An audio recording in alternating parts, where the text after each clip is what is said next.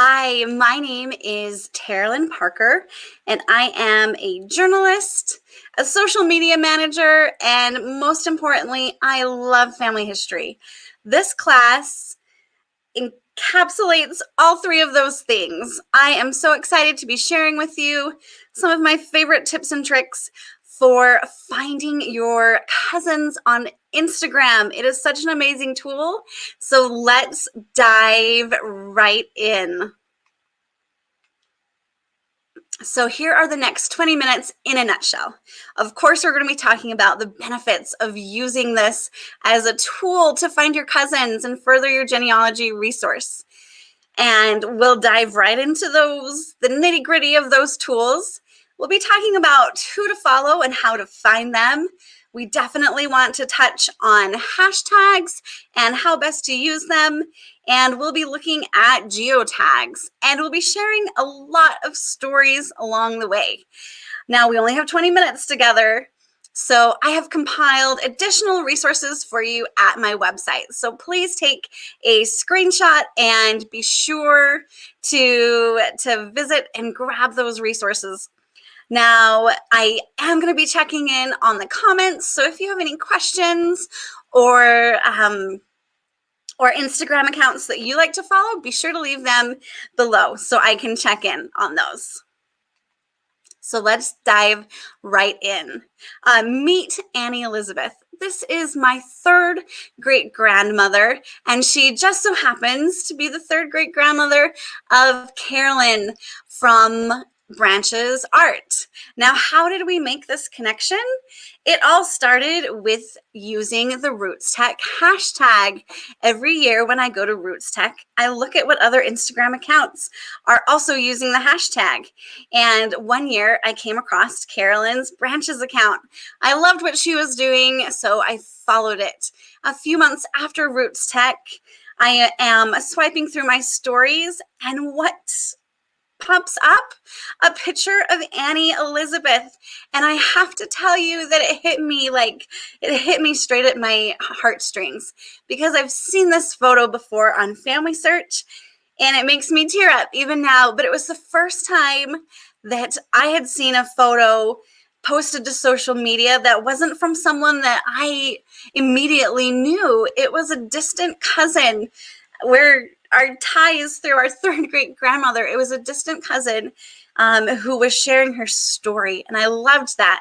And we connected. You better believe I gave it a heart and I commented, and come to find out, we live in the same town, and Carolyn and I have collaborated on family history projects, and she is now my dear friend, all because she posted a picture of our ancestor. I found a cousin, you can too. So let's get posting. But first, let's talk a little bit about Instagram. We know it's a social media platform, and it is fantastic, especially for sharing videos and photos. There are millions of worldwide users, so if you're looking for a long lost cousin from another country, Instagram might be able to help you. In fact, 80% of Instagram's users are outside of the US. Instagram users are very engaged. They spend a lot of time on there. The largest age demographic is 18 to 35, but don't worry, there's people older than that on there too. I'm older than that. This is also a great way to interact with younger demographics. And if you want to connect with your grandkids, this is a fun place to do it.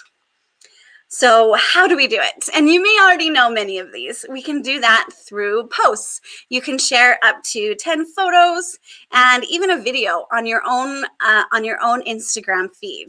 There are also stories. Now, stories aren't permanent unless we save them to those cute little highlight bubbles, and they will disappear after 24 hours unless we save them.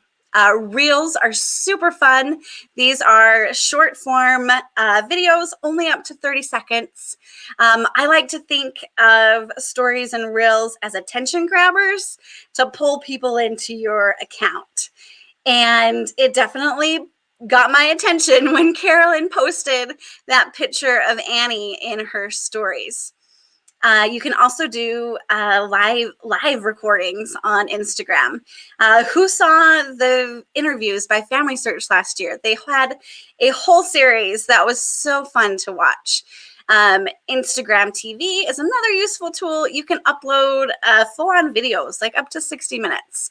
So these are all great tools that you can personally use and that others are using. So let's dive into examples. This is a photo of my second great uncle, Von Kimball. Now, he died during World War II. So I posted his picture on Memorial Day. And I posted it in his memory, not, trying to attack. Not trying to attract cousins, but sometimes it just happens.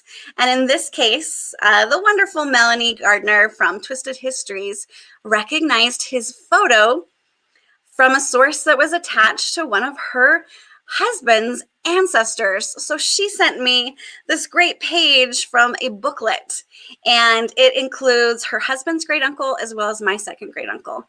And now I have this wonderful resource because she recognized the photo. And I love interacting and connecting with people like this. You never know when someone else is going to have a piece of your family history. So Instagram can work magic for us.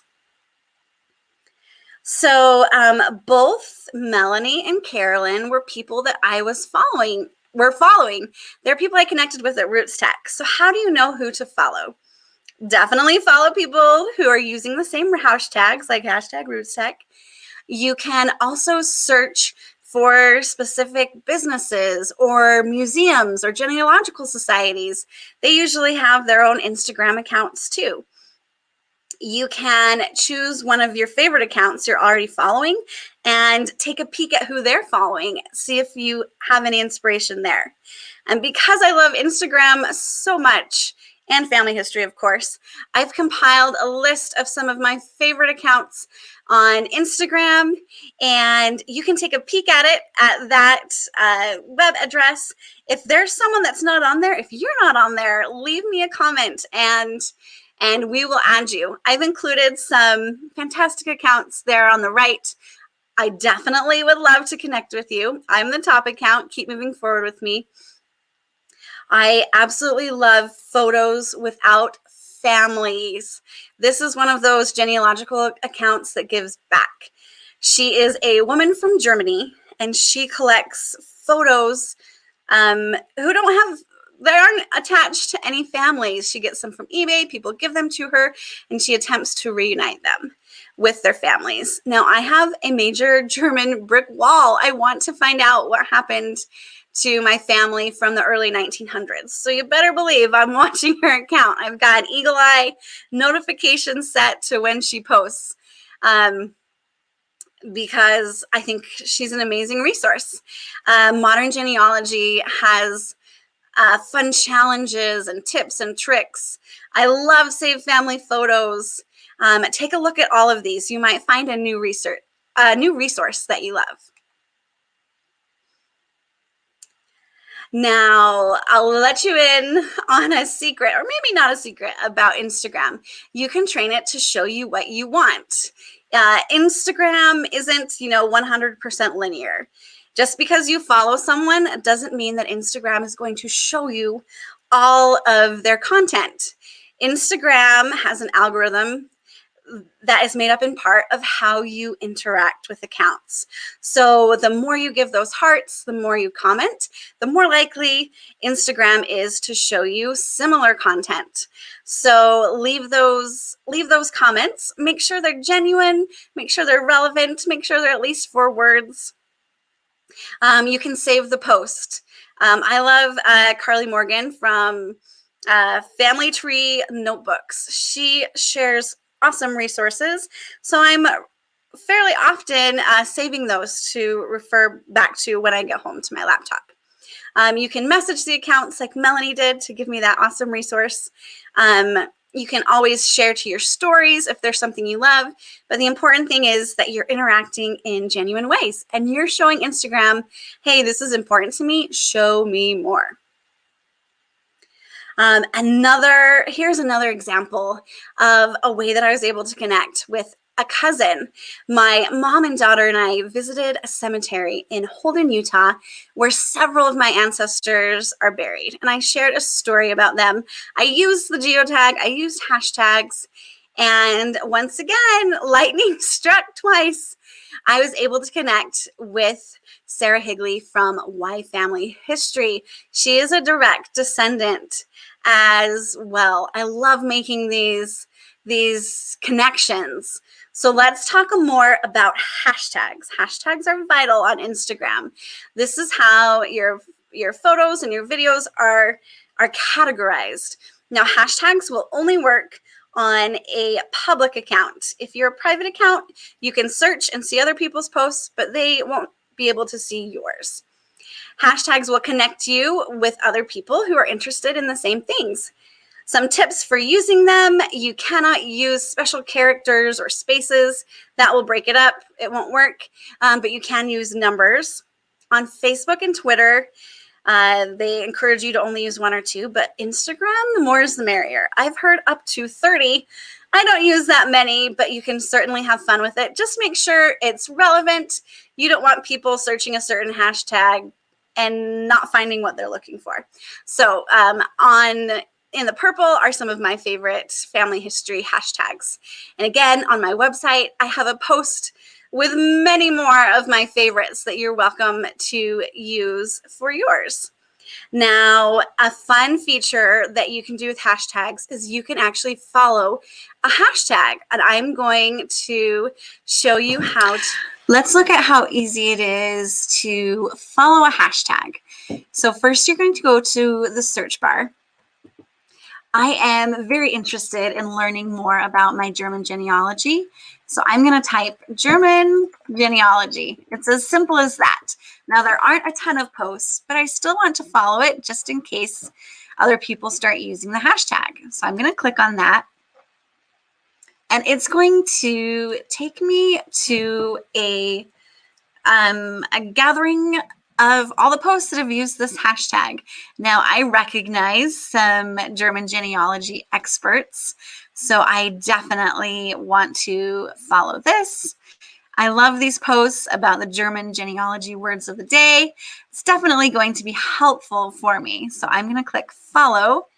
And what this means is that Instagram is going to be more likely to put posts that use this hashtag in my feed. So I'll be able to see them and interact with them and hopefully find the people and the resources that I need. Okay, so super helpful. I have a long list of ones that I follow. I follow locations. I have ancestors from Salem, Massachusetts, so that's one I follow. I am doing all I can to train Instagram to show me what I want to see. Another fun way to use hashtags. I love genealogy challenges. This is one that I did with modern genealogy, and it's more than a name. And it is posting a photo and a story about one of your ancestors. And again, this is perfect cousin bait. Maybe someone will recognize it like I did with Annie Elizabeth. And maybe they'll contact me too, just like I did with Carolyn. So these challenges are so fun to do. 21-day experiment has monthly challenges you can take part in. I love genealogy photo a day. They have daily photo prompts that tell you what to post, and you can find a lot of great people to follow off of these as well. It just adds to that community feel. Okay, now you've heard me mention geotags a few times. What are geotags? It is something that you can put on your Instagram post that ties it to a certain location. It is very easy to do.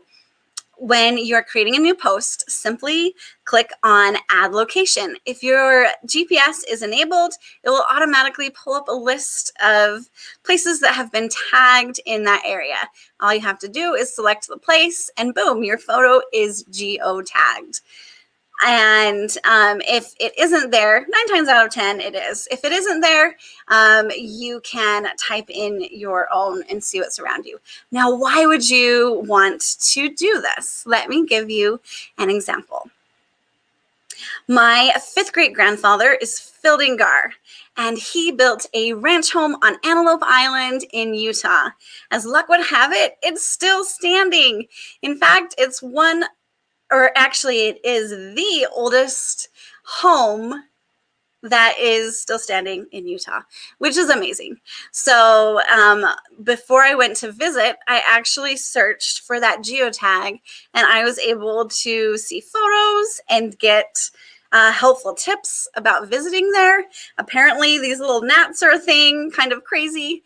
So I was able to do a little research before I even went there. And then when I went, I was able to get a photo, and I attached the geotag because I want my photo to be attached, and I want people who are looking for the Fildingar home to see my account, and maybe we're related. Maybe this will be a way that I can find my cousin.